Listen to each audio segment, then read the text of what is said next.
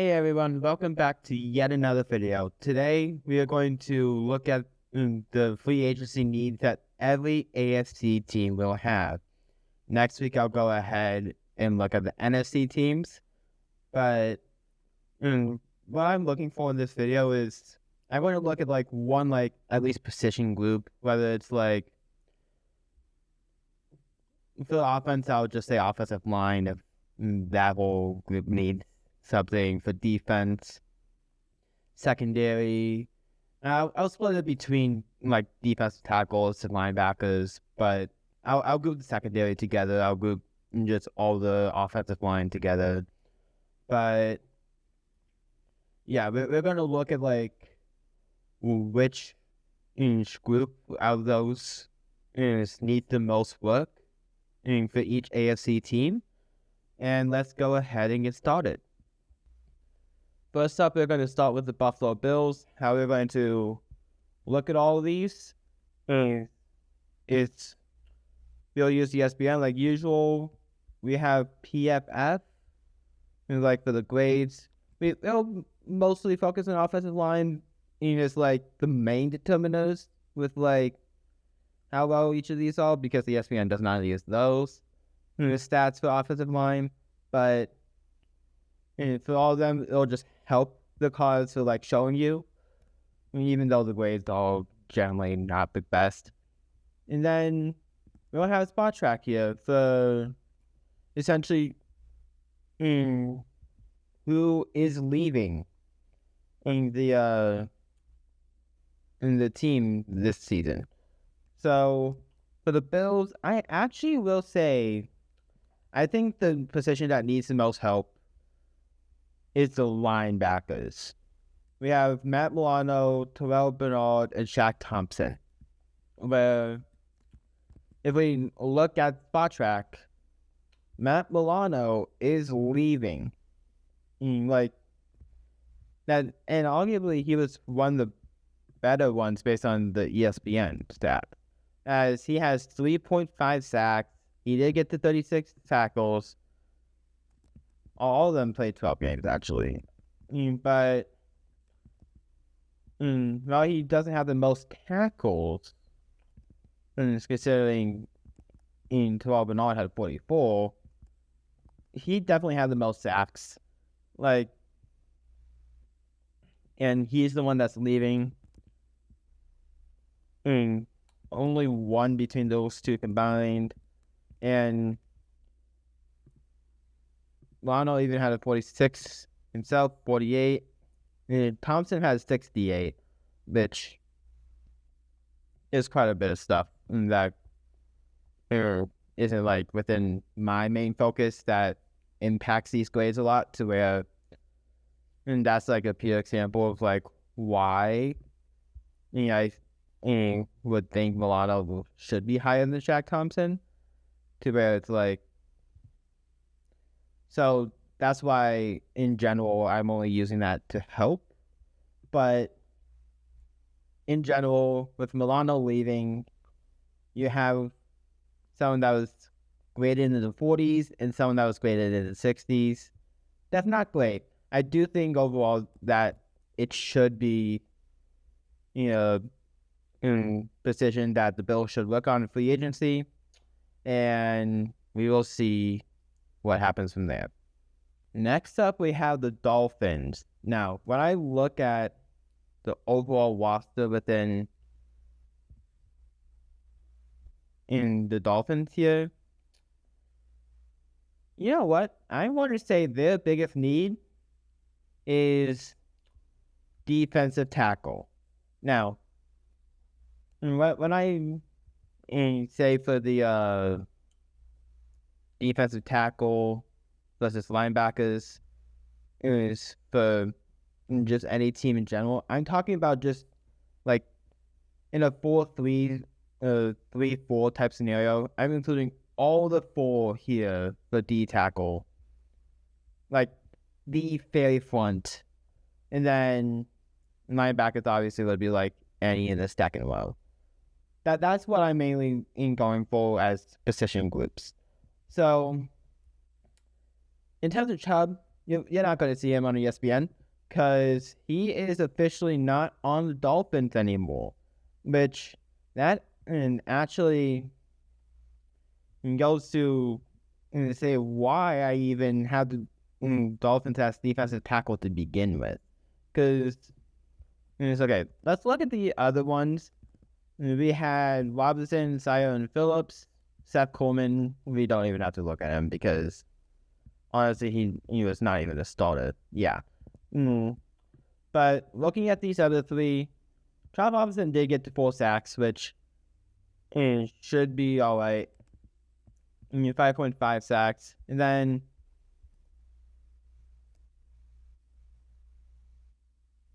is he supposed to be on the Bills?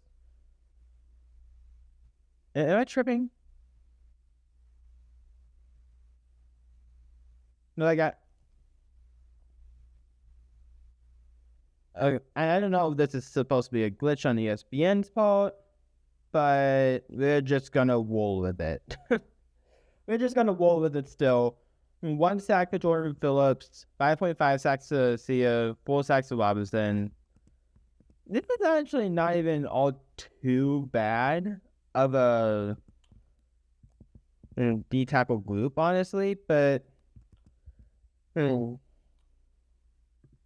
we even do have like 60, 56, 54. It's a little bit of a mixed thing. The other position group that I did think about was like secondaries. With like Rasul Douglas, Fitzpatrick, Jack Jones. But I feel like they at least did like enough.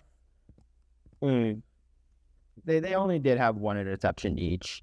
And it at least is like they were still a contender. But I did feel like defensive end, especially with Bradley Chubb leaving, was a big deal.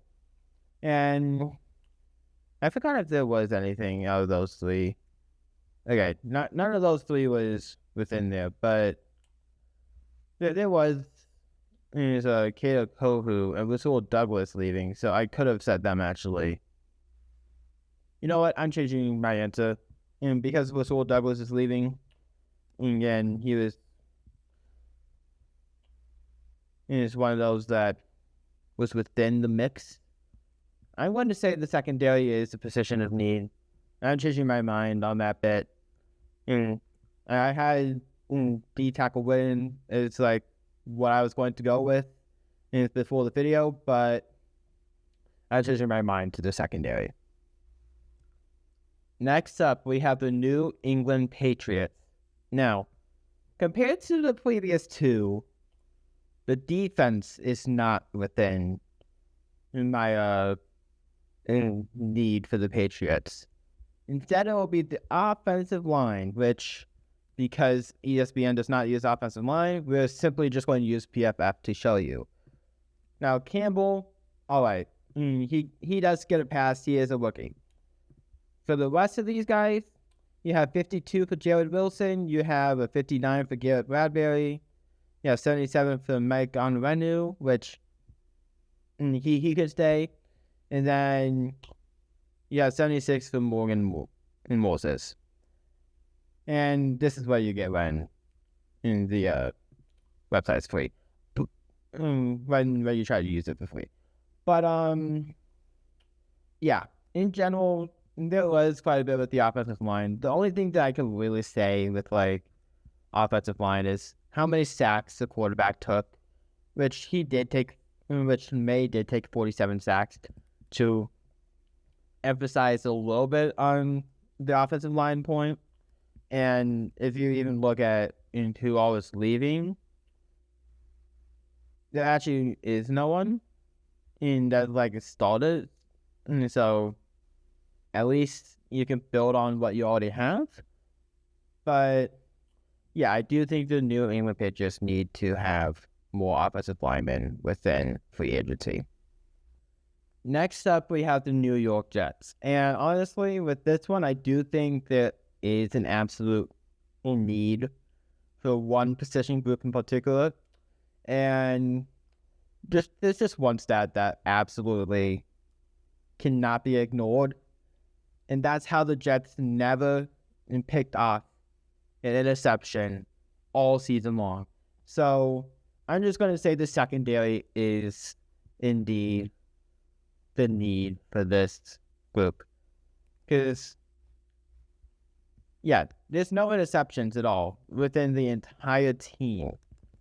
In like 0, 0, 0, 0.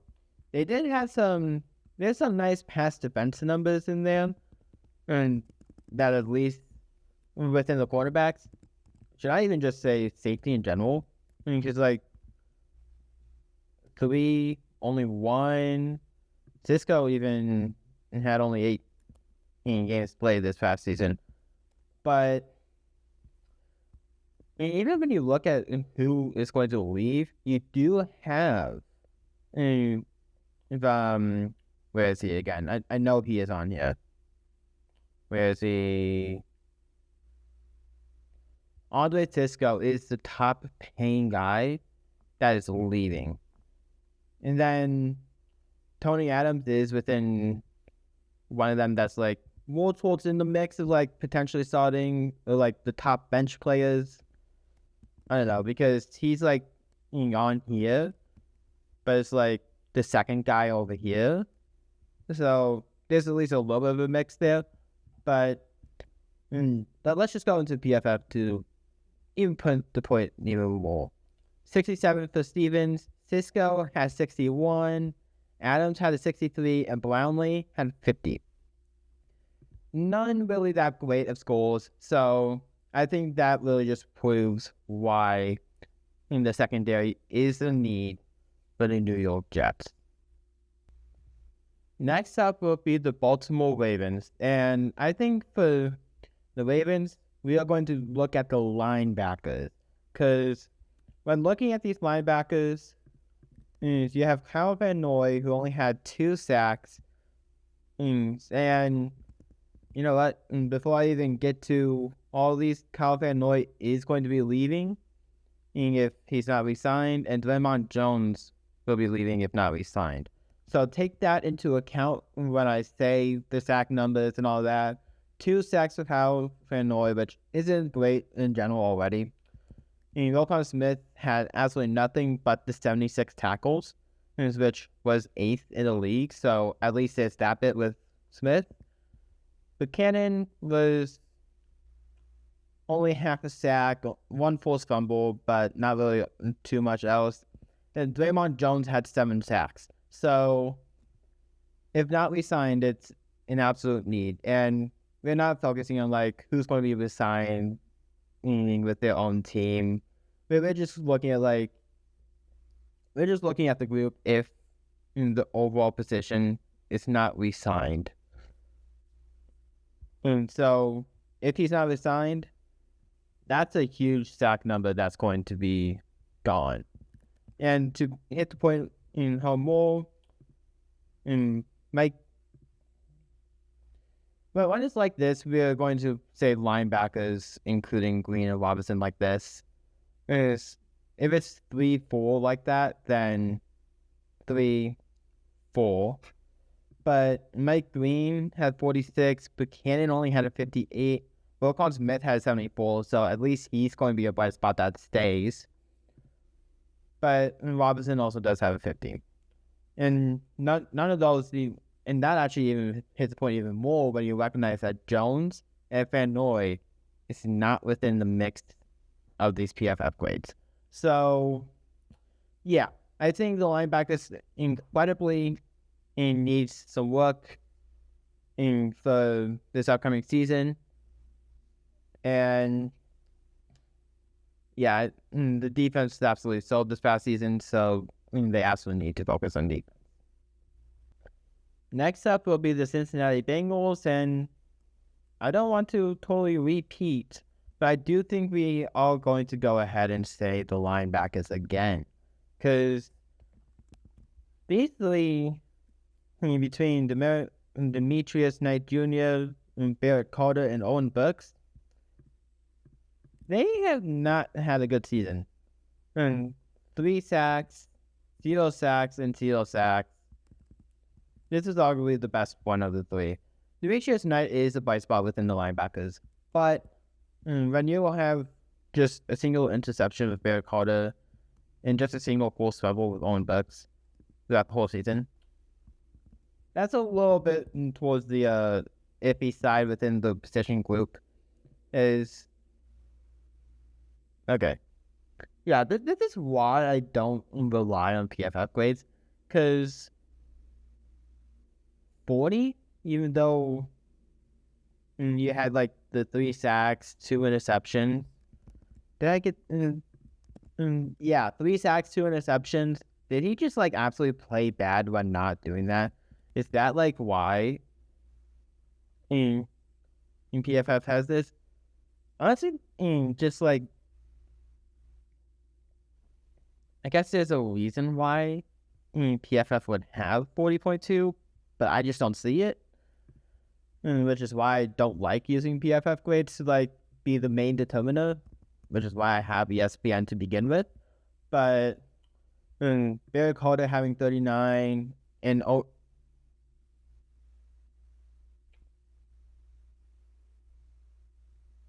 okay, yeah, I forgot it was like this bad. I knew it was bad for when I was looking at this kind of stuff before, but I didn't realize it was this bad. Yeah, let's just say the linebackers is an incredible need. Now, there's potential criticism with like Trey Hendrickson potentially leaving in this offseason, as he is the top guy here. But when the linebackers is like graded that badly and all that, yeah, I think it's safe to say that the linebackers is one position of need for the Bengals defense this season. Next up will be the Cleveland Browns, and well, let's just call it how it is, right? And the offensive line needs help. And why do I say the offensive line just immediately like that? But let's look at who all is leaving. Joe Bitonio, Wyatt Teller, which that's the 2 starting guards. We have Cam Robinson. We have Ethan Pokick. That's even just 4 of the 2. Let's see if Jack Conklin is on here. I don't think he actually is. So when you have at least 4 of the 5 listed on here, yeah, there's like absolutely no reason why the offensive line should be that should be like not the position of need, especially when you have, again, there's the bit of free, trying to use the free, stop it. And just when the highest is even a 70 in itself, yeah, you're not going to have, and even if there wasn't like all those guys leaving, it was in consideration for the position of need. But when you guys have 4 of the 5 leaving, yeah, I think that is absolutely going to take the cake for why the offensive line is the position of need for the Browns this free agency. Next up will be the Pittsburgh Steelers, and honestly, this one could just be, let's just call it how it is because of the potential retirement, already being a free agent, Aaron Rodgers. It's safe to say that with all those questions, they need a better quarterback in mind, because Mason Rudolph is not the guy to like potentially be like, oh, he's going to be a week 1 starter for the whole season and all that. He's not that kind of quarterback. He could be a solid backup, but he's not going to be that quarterback. So I think we don't even have to look at PFF grades for Rodgers, honestly, because like there's a chance he comes back, but I also do kind of think he may retire. But either one of those ways is this would be a free agency move to re-sign Aaron Rodgers. So we may as well call it and how it is, since if he resigns, then wait, you already answered the question for this upcoming season. However, I do think you should draft a QB for the future, because Aaron Rodgers, it's like, if he plays this upcoming year, I definitely don't think he plays the following. So I do think even after free agency, like during the draft a QB and to beat the successor of Aaron Rodgers, instead of like relying on a fat QB for the 2027 season. But yeah, I do think overall Aaron Rodgers and so they'll have the quarterback be the Steelers' position of need. Next up is the Houston Texans, and we're going to go with another offensive group, because this defense generally has been a really great defense. So for offense, I'm actually going to go ahead and say the running backs is a position of need. Now, the Texans all like within the group of like, they have running marks. You're probably not going to see all too much of running backs unless they're like towards the really bad side. I don't think I have any receivers, any receiver rooms in here, because running backs and receivers can be built within the draft quite a bit more. But when you have like a running back room that's like pretty bad, then that can become a topic of conversation. Which, with me saying the Texans with the running backs, yeah, it's towards the bad side, because 3.6 in average throughout 2025. He was a fourth rounder and a rookie, so of course it was going to take a little bit, but fourth rounders isn't like always the best to rely on. Joe Mixon was injured throughout the whole year, so if he can be healthy again, then there's going to be as much of a position of need, but there is still those question marks. The other thing, Nick Chubb, he did have 4.1 as well, but he is pretty old at this point to really have those questions. And Mixon is going to be the one on here, so I can't really do all too much of that. But yeah, I honestly don't think any of them are. Well, Nick Chubb is leaving anyways.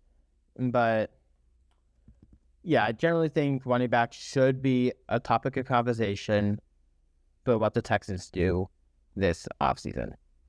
Next up, we have the Indianapolis Colts. And I said, when looking at it in this whole thing earlier, that the linebackers needs the help.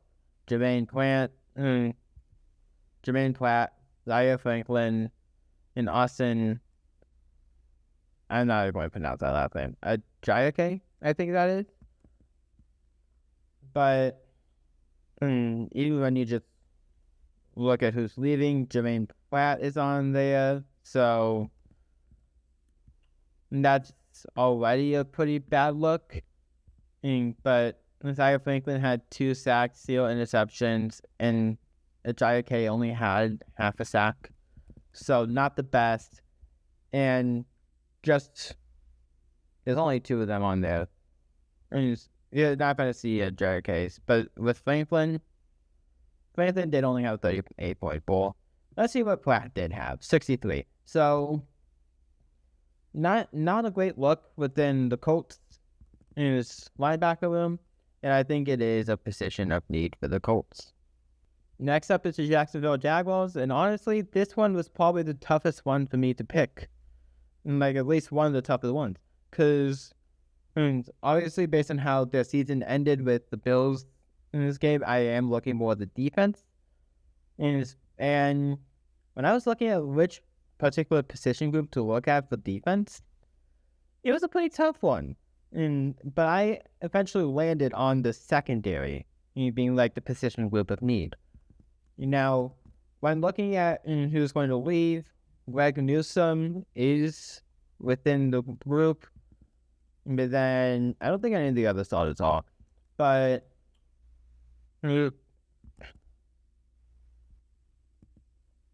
yeah, I don't think any of the other starters are. I thought I just thought that like for a moment there. But just looking at who all, and so Jarian Jones was a rather good one. 3 interceptions, 8 pass defenses. You have 1-6 for Eric Murray. You have 1-9 for Andrew Wingard. And then, even though Newsome is slated to become a free agent, he also had a 1-9. And then just let's just see what the PFF grades for each of them are. Newsome had a 54. Wingard had a 57. Murray had a 62. And Brown had a 72. So, honestly, I'm going to say that, like, there is some bright spots within this overall group. Like, this was kind of the reason why it was hard, because the defensive line has Josh Hines-Allen. The linebackers has some good people within theirs as well. But just throughout the secondary, just none that was, like, the best or anything like that. So I'm going to say the secondary for the Jaguars here. Next up is the Tennessee Titans, and I'm going to look at the defense here, and I'm going to say that the quarterback room, and just the secondary room to begin with, is a position of need with the Titans. Because, okay, let me look at the stats of in secondary. You have 0-7 for Darrell Baker with 0 interceptions, 7 pass defenses, 0-8 for Amani Hooker. You do have 2-3 with Xavier Woods, which at least he has some. And L'Jarius Sneed had 0-3. So, not all too great. And when you look at the PFF grades within all of them, 50 for Sneed, you have 65 for Woods. For Hooker, you had 51. And for Baker, you had 54. So, honestly, not great. And I think if the Titans can get some players on that defensive side in the secondary, that would actually be a huge help for the Titans, considering their defense is not great this past season. And if they have some look on the defense, and it's like they have an up-and-coming offense too, where I think it's all right to not immediately focus on the offense this offseason. I think they should focus on the defense, and I think the secondary is the starting point for the Titans. Next up will be the Denver Broncos, and when I look at the Broncos, I'm looking more so at the offense. The offensive line I'm actually content with, so we are going to go within the skill position players. And when I look at the overall... Oh, I did not see this beforehand, actually. I did not. So I'm going to go ahead and change what I was going to originally say to running back. I was originally going to say in the tight end, because Engram's getting a little bit old. Adam Trotman, is on here. I saw the A and just rolled with it first. But J.K. Dobbins is slated to be a free agent here, and I did not exactly like how RJ Harvey played throughout the season. He only did have a 3.7 average, so that is at least a little bit of a yikes right there. And I don't necessarily like the running back room to begin with outside J.K. Dobbins, at least for right now. Harvey is a second-round player, so he at least was drafted to potentially play higher than that 3.7 to begin with, but it didn't end up being like that in his rookie year. And Dobbins did play 76.8 in grade level this past season, so I think he should be resigned. He should resign with the Broncos based on how he is also relatively cheap. but I just don't think he is going to be. I think that is still also a free agent decision to where it's still classified under this whole thing, even if it was a resign. So I'm going to say that the running back room is the biggest position of need. And once J.K. Dobbins resigns, then we will say the tight end is the biggest need of the offseason. Next up, we have the Kansas City Chiefs. And honestly, this one is also going to be on the offense, considering that they just had the worst season just offensively in the past few years. So we're going to heavily focus on the offense, and we're going to go with it again. We're going with the running backs again. Now, kind of like they're very similar in things along with the Chiefs, is like with the Broncos as well. At least based on what I was viewing.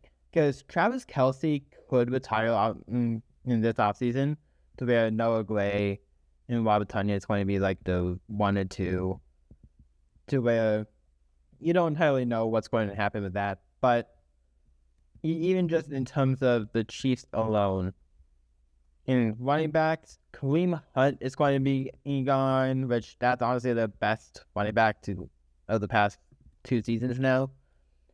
And Isaiah Pacheco has not played about ever since his injury in 2024. Only 3.7 and 3.9. Yeah, I think it's safe to say that Pacheco has not lived up to be a good running back. And I think running backs all fall on the position of need for the Chiefs this free agency. Because I don't think they can really... They at least are in a high position to take one of those best ones. As to where I could just say the tight end anyways, but I'm still going to say the running back because that room is actually awful. Next up, we have the Las Vegas Raiders, and I'm actually going to go a little bit of a different approach for which position I chose with this one. Now, obviously, you're going to have pretty similar offense. You'll probably draft a receiver. And Ashton Jante should be better. But you're also going to have Fernando Mendoza at quarterback. However, these two between Fernando Mendoza, get rid of the Geno Smith fault here. Between Fernando Mendoza and Ashton Jante, they're not going to have much success if the offensive line is not fixed. So we are going with the offensive line for this latest segment. I could have easily said something on the defense because honestly the defense was not great either. But I'm taking that different approach. I'm going with the offensive line because you're going to have a rookie QB. You have a second-year running back that just did not play there that well on the rookie season because of the offensive line. We may as well just say the offensive line. I would say Colton Miller is the bright spot, at least based on PFF grades, 86.5. However, everyone else has a pretty bad overall PFF grade. None higher than 63, so that just absolutely sucks. And Paul Ham's gone. You're going to have... Yeah, Paul Ham's gone, so you're losing one guy. You only have one bright spot to begin with. It's safe to say that the offensive line absolutely needs help. And finally, we have the Los Angeles Chargers, and I think we're going to do it. We're going to go all offense within the AFC West. And that is, I think the offensive line also needs help with the Chargers. Because outside of the tackles being injured, this is not a good offensive line. especially on the interior parts, between Zion Johnson having 56, you have Riley Bozeman having 49, and Mekhi Becton having a 37.1 PFF grade.